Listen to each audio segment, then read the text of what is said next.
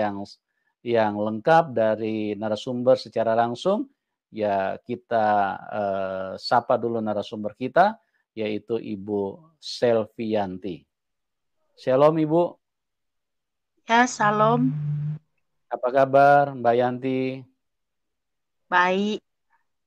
Haleluya. Terima kasih ya Mbak Yanti sudah hadir dan pada malam hari ini Mbak Yanti bisa bagi kesaksiannya tentu dimulai dari latar belakang dulu. Bagaimana dulu sebelum meninggalkan Tuhan Yesus dan kenapa bisa meninggalkan Tuhan Yesus dan kemudian balik lagi kepada Tuhan Yesus dan kita akan dengarkan kesaksian yang luar biasa dari Mbak Yanti bagaimana proses dan keajaiban Tuhan dan kasih Tuhan yang ditunjukkan kepada Mbak Yanti. Oke Mbak Yanti, waktu dan tempat saya serahkan kepada Anda. Silakan. Salam, selamat malam semua buat saudara dan teman sahabatku semuanya. Saya yang bernama Selvianti Brubarus, saya berasal dari Kabupaten Tanah Karo, Brastagi. Saya mau bersaksi, awal mulanya saya sebenarnya berasal dari keluarga Kristiani. Dari kecil saya selalu dibimbing oleh orang tua bahwa untuk rajin ke gereja setiap hari Minggu. Orang tua saya pun ikut ambil bagian dalam pengurus gereja. Selama saya masih kecil, kami rajin ke gereja dan kami 5 bersaudara, 2 perempuan dan 3 laki-laki. Aku anak yang nomor 4.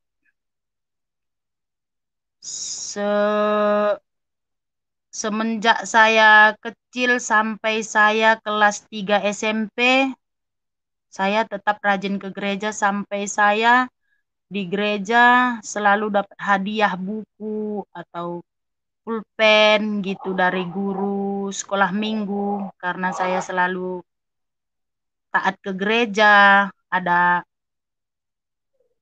kegiatan-kegiatan gereja karena orang tua saya selalu mendukung.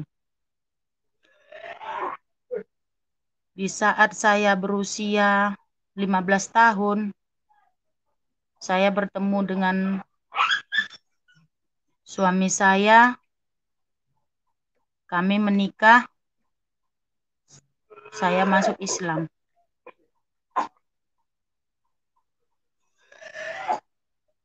Saya masuk Islam, saya tidak tahu. Saya tidak tahu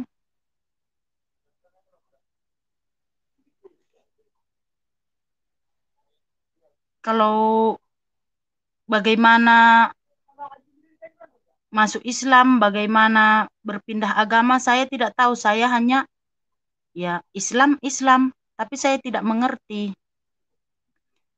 Di saat itu saya dibawa sama suami saya masuk Islam dan berpindah lingkungan ke lingkungan Muslim, dan suami saya suku Jawa. Lingkungannya pun ya suku Jawa semua. Ya sungguh berat rasanya memang untuk beradaptasi dari agama dan juga suku berbeda, agama berbeda, lingkungan berbeda.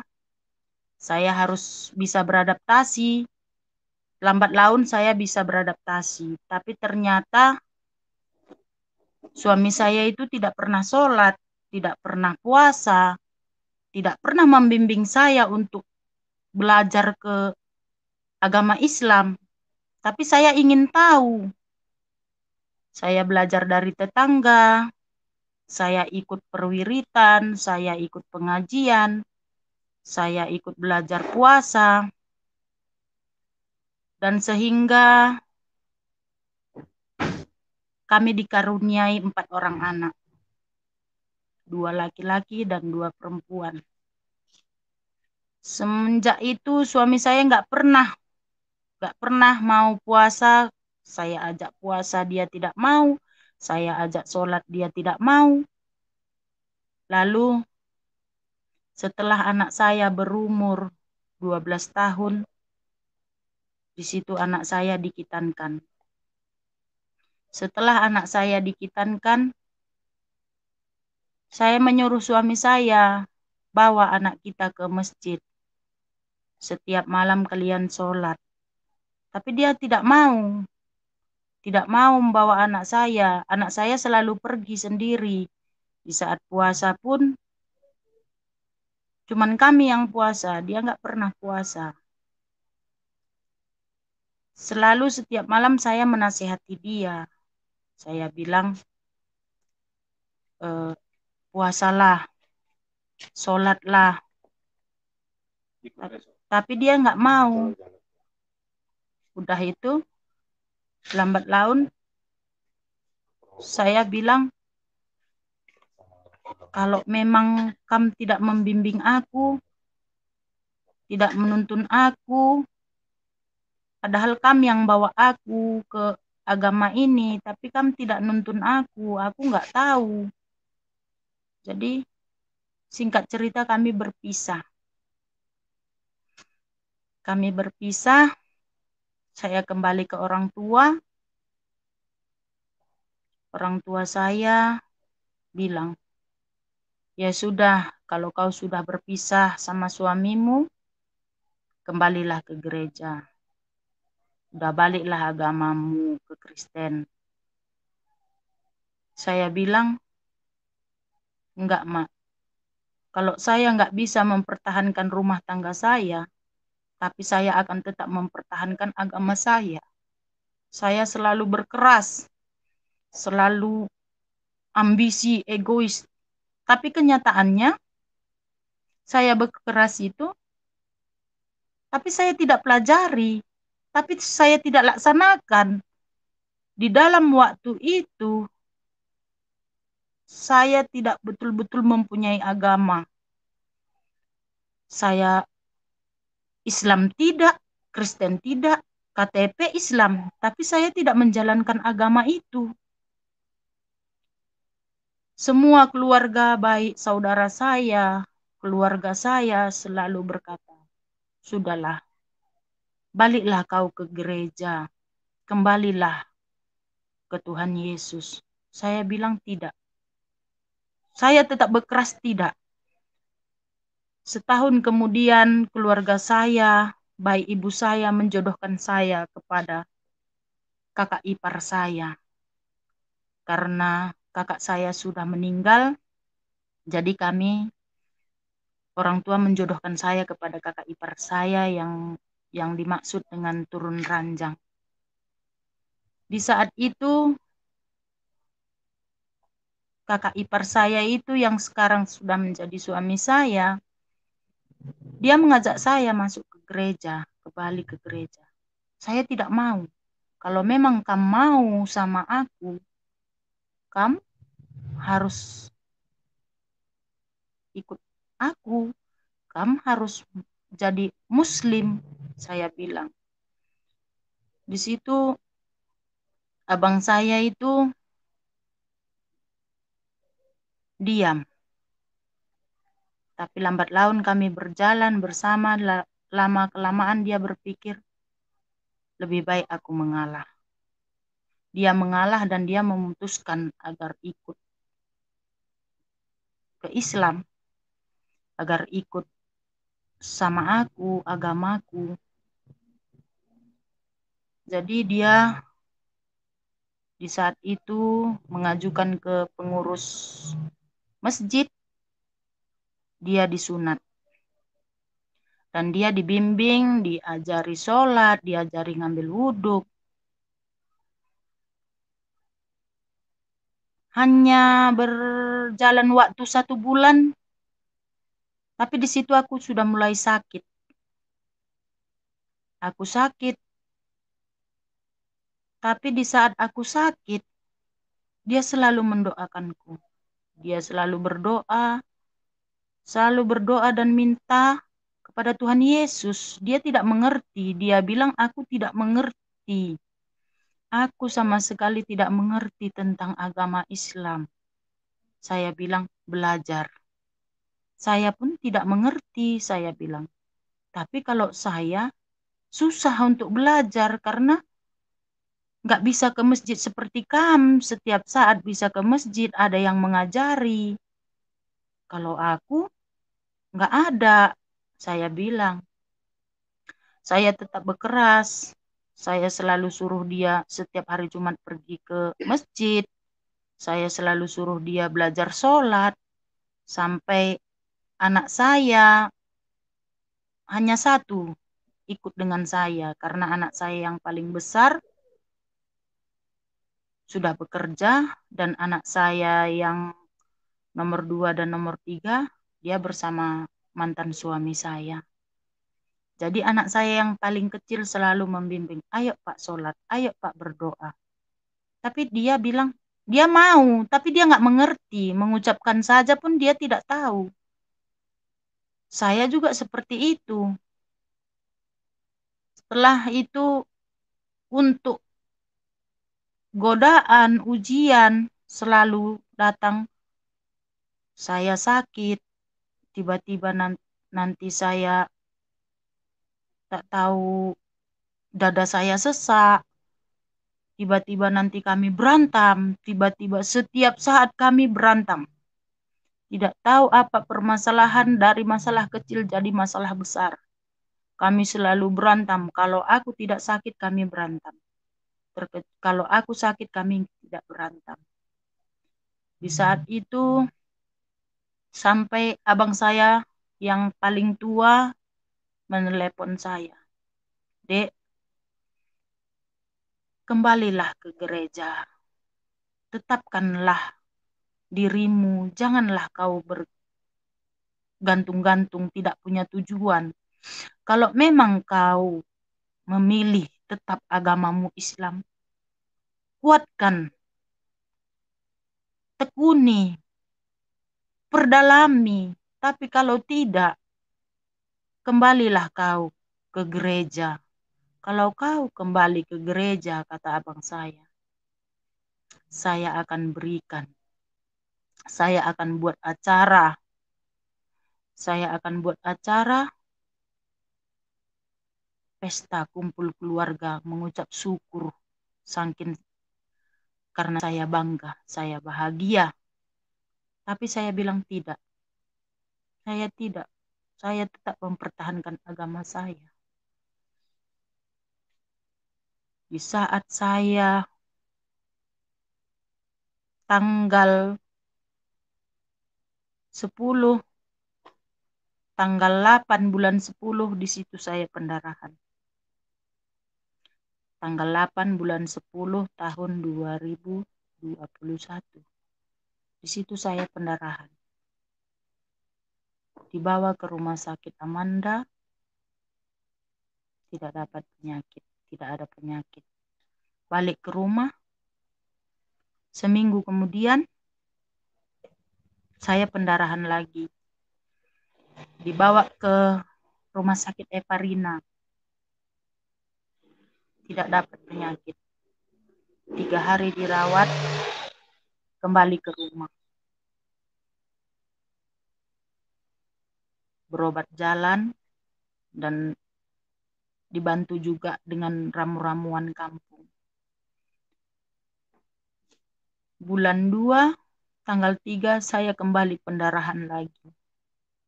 Saya dibawa ke Eparina, dilihat tidak ada penyakit. Dan keluarga saya pun sudah bingung. Cek ke Adamali, tidak ada penyakit. Lalu saudara saya, perempuan, kakak saya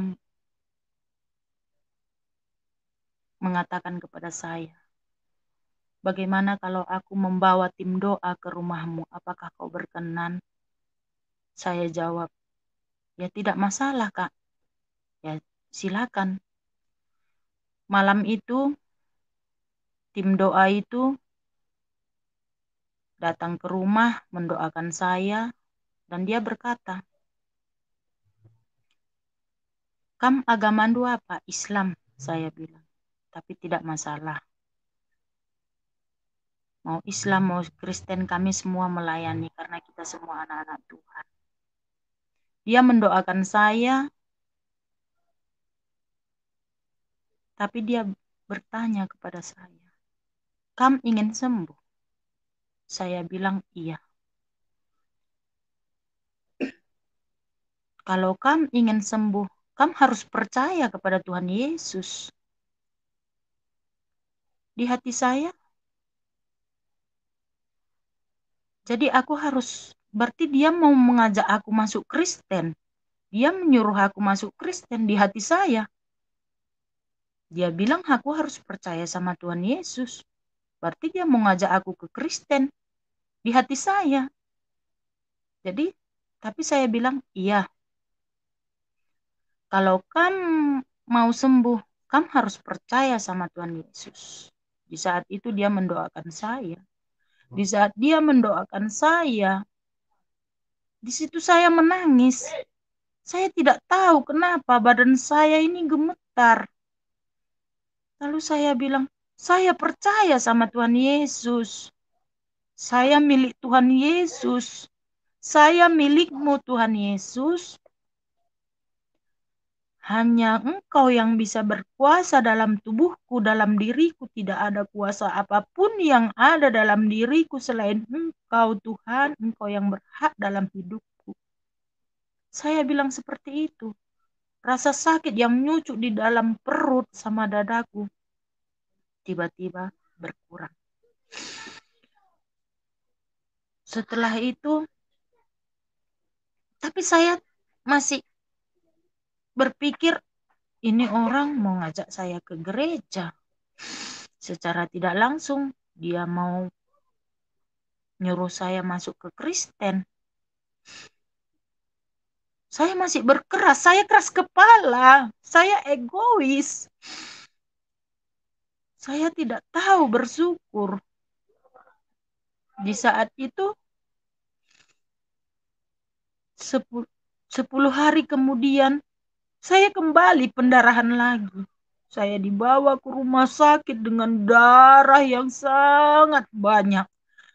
Darah yang bergumpal-gumpal sampai selimut yang tebal dibungkus sampai masih pertumpahan.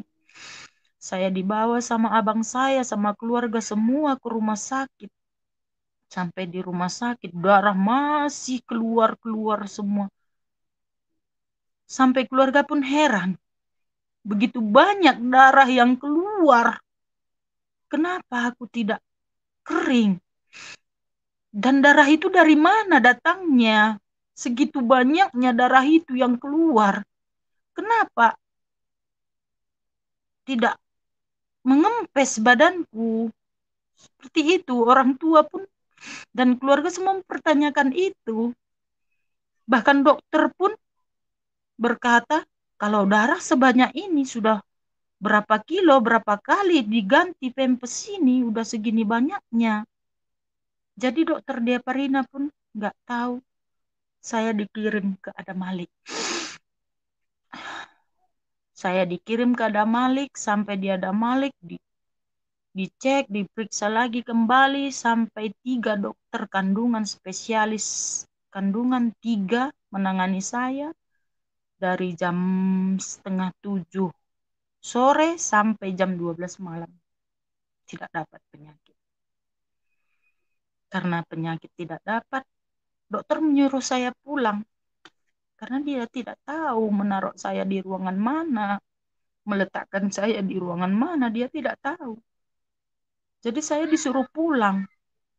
Tapi darah terus keluar.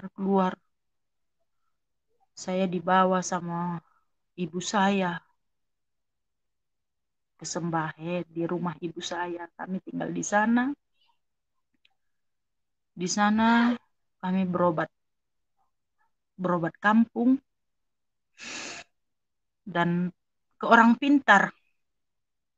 Di tempat orang pintar itu saya dibilang saya dibikin orang, saya diguna-gunai orang. Dia bilang seperti itu dan saya dikasih obat. Di saat itu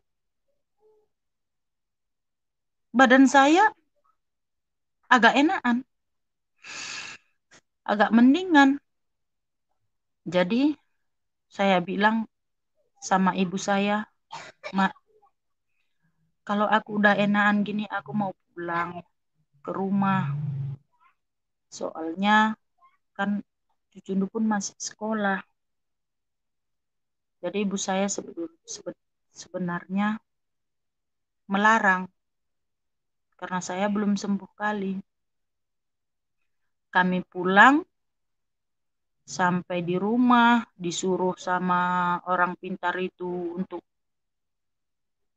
menyirami keliling rumah, dikasihnya air, dikasih air jeruk purut, dikasih obat, dikasih yang untuk saya makan, dikasih yang untuk taruh ke badan saya. Tapi di saat itu saya selalu ketakutan. Selalu bermimpi, selalu ketakutan, selalu kayak ada bayangan. Saat itu kakak saya datang lagi. Kayak mana? Kau mau didoai lagi? Saya bilang, iya. Begitu datang tim doa ke rumah, dia tahu tolong apa yang ada di rumah ini yang kalian simpan, yang ini tolong dikeluarkan. Dia bilang seperti itu. Jadi kami keluarkan, kami buang, kami bakar. Baik obat-obat yang dari orang pintar itu kami bakar. Saat itu aku didoakan lagi. Setelah didoakan itu, rasa sakit ini semakin sakit. Setelah aku didoakan semakin sakit. Dan dia berkata, kamu akan merasakan yang lebih sakit lagi. Tapi itu untuk mencabutnya, mengeluarkannya. Nanti kamu akan merasakan bagaimana rasanya dia tertarik, tercabut. Di saat saya didoakan, saya gemetar, saya gemetar, saya kesakitan. Seakan-akan isi perut saya akan ditarik keluar. Saya menangis. Setelah saya didoakan, rasa sakit itu yang waktu itu saya merasa saya mungkin inilah sudah waktunya saya mati. Inilah rasanya detik-detik orang yang mau mati. Tapi ternyata tidak. Setelah itu saya dikasih minum air putih dan didoakan. Terus saya diurapi, didoakan. Dada saya mulai lega. Dan dia bilang, kamu mau ke gereja? Saya hanya tersenyum. Saya tidak menjawab. Saya hanya tersenyum. Tapi pas 3 hari kemudian,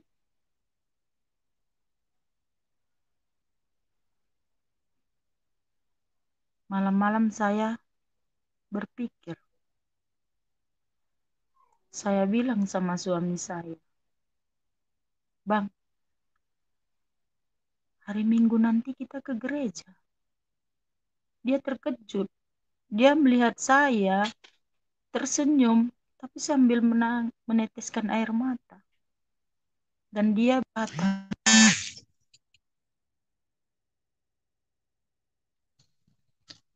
berkata,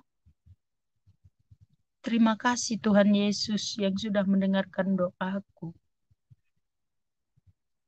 Malam itu juga, karena rumahku dengan abangku tidak berjauhan, kami bilang bahwa hari Minggu ke gereja. Abangku pun dan kakak sangat senang. Dia sangat senang. Begitu juga kakakku dan ibuku, semua mendukung kalau aku ke gereja. Di minggu pertama aku ke gereja, pulang dari gereja, saya dicoba lagi. Malam Senin itu, ibu saya, kakak saya, dan abang saya, semua keluarga kumpul di rumah saya, sampai mereka menangis. Karena rasa sesak di dada yang nyucuk, kayak ada duri, kayak ada besi di sini.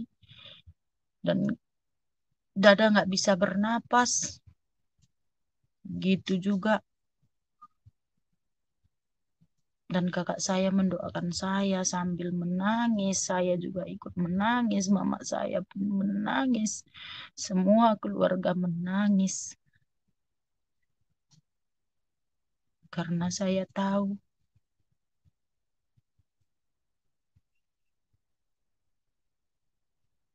Tuhan Yesus sudah merindukan saya.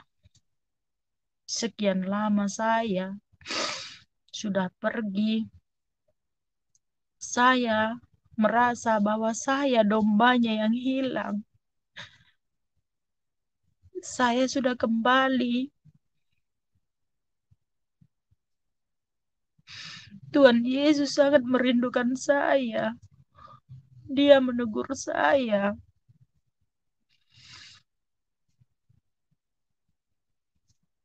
Tidak ada orang yang mengajak saya untuk ke gereja. Tidak ada orang yang menyuruh saya untuk ke gereja. Tapi hati saya sadar. Kenapa saya harus berjalan di jalan yang sulit? Kenapa harus saya berjalan di jalan yang susah, yang saya tidak mampu untuk menjalaninya? Kalau ada jalan yang mudah, yang gampang, yang sangat praktis untuk saya jalani, kenapa saya selama ini salah jalan? Kenapa saya berjalan di jalan yang sulit? Karena bagi saya, karena saya tidak paham, bagi saya selama ini berjalan memilih agama Islam yang sangat sulit bagi saya. Saya sama sekali tidak mengerti. Selama 17 tahun saya belajar agama Islam, tapi saya tidak mengerti. Tulisannya saya tidak mengerti. Karena saya hanya mengerti. Dan semenjak saya pun Islam, tapi selalu saya kalau sedih saya selalu bernyanyi lagu gereja dan selalu menenangkan diri saya. Saya selalu bernyanyi lagu gereja. Dan waktu saya Islam, saya sama sekali tidak mengerti. Saya hanya selalu mengikuti. Sampai selama 17 tahun saya masuk Islam, saya tidak mengerti sholat. Saya hanya mengikuti. Semua hafalannya saya tidak hafal, hanya sebagian yang saya hafal. Jadi saat ini saya sadar, kenapa saya berjalan di jalan yang sulit. Kalau ada jalan yang mudah. Dan saya sadar, Tuhan Yesus sudah sangat merindukan saya. Akhirnya dia memanggil saya untuk kembali kepadanya. Dan saat ini mujizat-mujizat yang saya rasakan. Rasa sakit itu tidak pernah lagi timbul. Rasa sakit itu selama sudah saya ke gereja, nggak pernah lagi.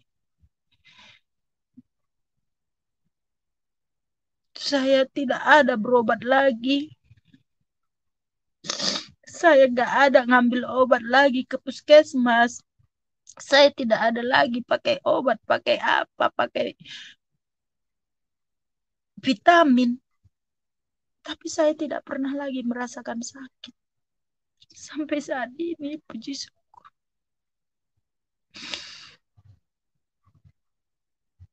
Saya sembuh, saya sehat.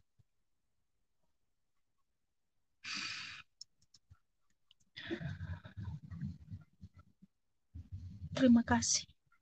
Ya, Mbak Ya. Yanti bisa dengar saya? Iya Pak, bisa saya dengar suara Bapak? Oke, ya. Masih ada yang mau ditambahkan apa gimana? Ya, sudah Pak. Oh ya, baik. Ya, puji Tuhan luar biasa. Jadi apa yang dialami oleh Mbak Yanti adalah sesuatu yang sangat supranatural dan membuktikan bahwa Tuhan Yesus adalah Tuhan yang benar. Karena apa? Karena Tuhan Yesus tetap mengasihi Mbak Yanti sekalipun Mbak Yanti meninggalkan Tuhan. Artinya mengkhianati kasih Tuhan, mengkhianati keselamatan yang Tuhan berikan. Karena Mbak Yanti ini adalah seseorang yang berlatar belakang orang yang percaya Tuhan Yesus. Dan itulah yang saya katakan bahwa kasih Tuhan tidak berubah. Dia tidak pernah dipengaruhi dengan sikap-sikap yang artinya kita tunjukkan. Kita ini manusia durhaka, manusia kurang ajar. Tuhan sudah berkorban, sudah menyelamatkan kita, tapi seringkali banyak manusia yang melecehkan, meninggalkan Tuhan. Dan di sini kita melihat bahwa Tuhan Yesus terbukti dari karakternya, dari sifatnya, dari hakikatnya, tidak bisa dibantah kalau dia adalah Tuhan. Kenapa? Karena Tuhan tidak pernah kecewa, tidak pernah marah-marah karena ditinggalkan oleh pengikutnya atau ditinggalkan oleh umatnya, orang yang percaya kepada dia. Tapi Tuhan tetap merangkul, Tuhan tetap mengasihi, Tuhan tidak membiarkan orang-orang yang tersesat, Tuhan tidak membiarkan orang-orang yang terhilang. Yang penting saat Tuhan melawat kita, kita buka hati. Dan apa yang terjadi dengan Mbak Yanti, Tuhan tidak datang tempeleng Mbak Yanti, kurang ajar kau ya, kau tinggalkan aku ya. Tuhan tidak seperti itu. Jadi di sini teman-teman satu pembuktian bahwa hakikat daripada Tuhan itu ada di dalam Tuhan Yesus. Jadi dia baik, dia merangkul, dia mengasihi. Di saat Mbak Yanti sudah terpuruk, sakit-sakitan, dan dibawa ke dokter tidak ada obatnya. Karena memang saya katakan bahwa iblis itu adalah pembuat kejahatan. Ya, dia membawa manusia untuk mengalami sakit penyakit. Dia memberikan virus-virus dan penyakit-penyakit yang mematikan di dalam hidup manusia. Dan Tuhan Yesus tidak marah-marah, Tuhan Yesus tidak berkata, rasain kamu, siapa suruh kamu tinggalkan aku. Tuhan tidak seperti itu ya. Tuhan itu tetap Tuhan yang baik, hakikatnya sangat nyata bahwa Tuhan merangkul. Jadi luar biasa dan Mbak Yanti dipulihkan dan sekarang Mbak Yanti menjadi orang yang sangat mengasihi Tuhan karena tidak ada kasih yang seperti kasih Tuhan Yesus. Tidak ada pribadi yang seperti pribadi Tuhan Yesus, ya. Sekalipun dia dikhianati, sekalipun dia diperlakukan dengan tidak baik. Makanya waktu 2000 tahun yang lalu Tuhan turun ke dalam dunia. Manusia merendahkan, manusia melecehkan, bahkan manusia menggantung Tuhan di kayu salib. Dan itulah pembuktian bahwa dunia ini dikuasai oleh iblis. Jadi kejahatan ada di mana-mana. Manusia sangat tidak menyukai Tuhan. Manusia sangat membenci Tuhan. Tapi Tuhan tetap mengasihi manusia. Dan itulah Tuhan Yesus. Tuhan Yesus berkata, pada saat dia ditolak oleh manusia, pada saat dia dihina oleh manusia, Dia digantung di kayu salib untuk menebus semua dosa manusia, untuk membebaskan kita dari tangan iblis. Tuhan Yesus tidak marah dan tidak kecewa. Tuhan Yesus malah berkata, ampunilah mereka, karena mereka tidak tahu apa yang mereka perbuat. Teman-teman, bagi Anda yang sedang ada di persimpangan, mungkin Anda juga seperti Mbak Yanti, seperti Selvianti, sudah meninggalkan Tuhan. Jangan terlambat, baliklah. Tuhan Yesus mengasihi hidupmu. Tuhan Yesus tidak ingin Anda binasa. Dan bagi juga teman-teman yang belum mengenal Tuhan, mungkin Anda sedang bertanya-tanya, siapakah Tuhan yang benar? Siapakah Tuhan yang menciptakan hidup manusia? Saya berdoa supaya dengan apa yang disaksikan oleh Mbak Yanti kiranya mencerahkan pikiran kita, dan juga bertanyalah, berdoalah dengan sungguh-sungguh, tanya siapakah Tuhan yang sesungguhnya yang menciptakan hidupku. Dan saya percaya Tuhan Yesus akan menyatakan dirinya kepada hidup kita semua, asal kita dengan sungguh-sungguh mau mencari siapa Tuhan, siapa kebenaran itu sendiri. Ya, luar biasa. Nah, Mbak Yanti, saya sedikit ada pertanyaan nih. Mbak Yanti kan sudah mengalami kasih Tuhan, sudah Iya. mengalami kuasa Tuhan, sudah mengalami pemulihan dari Tuhan.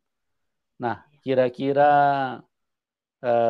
komitmen apa yang Mbak Yanti bisa berikan kepada Tuhan Yesus? Apakah Mbak Yanti nanti di dalam perjalanan hidup, apakah Mbak Yanti akan meninggalkan Tuhan lagi atau bagaimana? Apakah Mbak Yanti akan setia kepada Tuhan Yesus? Karena dalam perjalanan hidup ini banyak tantangan yang kita hadapi. Tetapi kira-kira komitmen apa yang Anda bisa berikan kepada Tuhan? Silakan Mbak Yanti. Ya, saya merasa sangat bersyukur karena saya sudah diberikan hidup kembali, diberikan hidup yang baru oleh Tuhan Yesus. Jadi saya ingin akan tetap menjadi sebagai alat Tuhan Yesus, akan pakai hidup saya, pakai diri saya seumur hidup saya. Tuhan Yesus jadikan saya sebagai alatnya untuk seumur hidup saya, pakai saya. Dan saya minta kepada Tuhan Yesus agar tidak membiarkan saya untuk salah jalan lagi. Saya ingin tetap bersama Tuhan Yesus karena saya sudah merasakan mujizat. Mujizat Tuhan Yesus nyata kepada saya. Hanya itu, Pak. Iya, oke. Satu pertanyaan lagi, kira-kira apa pesan Mbak Yanti bagi orang-orang yang meninggalkan Tuhan? Ya, kira-kira apa pesan Mbak Yanti supaya mereka bisa mengalami hal yang sama seperti Mbak Yanti? Silakan Mbak Yanti. Pesan saya bagi saudara-saudara yang sudah menjauhi Tuhan Yesus, jangan sampai kita seperti tumbuhan yang tidak berbuah lambat laun, tidak menghasilkan, dan tidak berguna. Jadi jika sebuah pohon itu yang tidak berbuah, maka akan dicabut. Jadi sebelum itu, sebelum kita lebih jauh untuk meninggalkan Tuhan Yesus, kembalilah kepada Tuhan Yesus, karena di dalam nama Tuhan Yesus hati kita akan damai. Dan setiap masalah, setiap ada ujian, cobaan, jika kita berdoa berserah diri kepada Tuhan Yesus, semua ada jalan keluarnya. Kita tidak akan sendiri, kita tidak akan dibiarkan berjalan di kegelapan. Kita tidak akan dibiarkan oleh Tuhan Yesus terjatuh ke dalam jurang yang lebih dalam. Jika kita percaya kepadanya, kita akan diangkat, kita akan dimuliakan. Terima kasih, Pak. Ya, luar biasa. Saya percaya teman-teman sangat diberkati. Saya pun juga sangat diberkati bagaimana kasih Tuhan dinyatakan kepada seorang Selvianti, dari orang yang memandang enteng kasih Tuhan, dari seorang yang pernah berkhianat meninggalkan Tuhan, tapi kasih Tuhan sangat luar biasa, dan sukacita yang berlimpah-limpah mengalir di dalam hati kita semua, karena Tuhan, kita berjumpa dengan Tuhan yang baik, dengan Tuhan yang benar, dengan Tuhan yang selalu menyatakan bahwa Dia mengasihi hidup kita. Dia berkorban, bahkan Dia selalu dipersalahkan oleh manusia akibat dari kebodohan manusia itu sendiri. Karena memang setan itu rajanya penipu, raja hoax. Jadi setan itu suka mengintimidasi, membohongi manusia, dan mengatakan hal-hal yang tidak benar tentang Tuhan. Ya, banyak orang yang tidak mengerti dan mereka menganggap bahwa Tuhan Yesus adalah bukan Tuhan, bahkan bukan cuma menganggap Tuhan Yesus bukan Tuhan, tapi mereka menghina. Mereka berkata, masa Tuhan berkolor, masa Tuhan lahir dari rahim manusia, masa Tuhan mati di kayu salib. Ya, berhati-hatilah teman-teman, karena penghinaan-penghinaan seperti itu hanya karena Anda tidak mengerti, karena pikiranmu ditipu sama setan. Setan terus membodohi dan membawa hal-hal yang membuat manusia supaya terjebak di dalam tipu daya, dan manusia akhirnya mempercayai apa yang dikatakan oleh setan, dan manusia tidak akan berjumpa dengan Tuhan. Terima kasih buat kesaksian daripada Mbak Yanti. Bagi teman-teman yang diberkati, boleh dukung Mbak Yanti. Nomor rekeningnya nanti kami taruh di layar deskripsi, ya. Dan bagi teman-teman juga terima kasih buat kebersamaannya yang mengikuti acara ini. Doa kami, kita semua diberkati Tuhan dan terus maju di dalam Tuhan. Dan yang belum kenal Tuhan bisa mengalami Tuhan. Oke, kita akan berjumpa di program selanjutnya. Dan Tuhan Yesus memberkati kita semua. Salam kemenangan. Amin.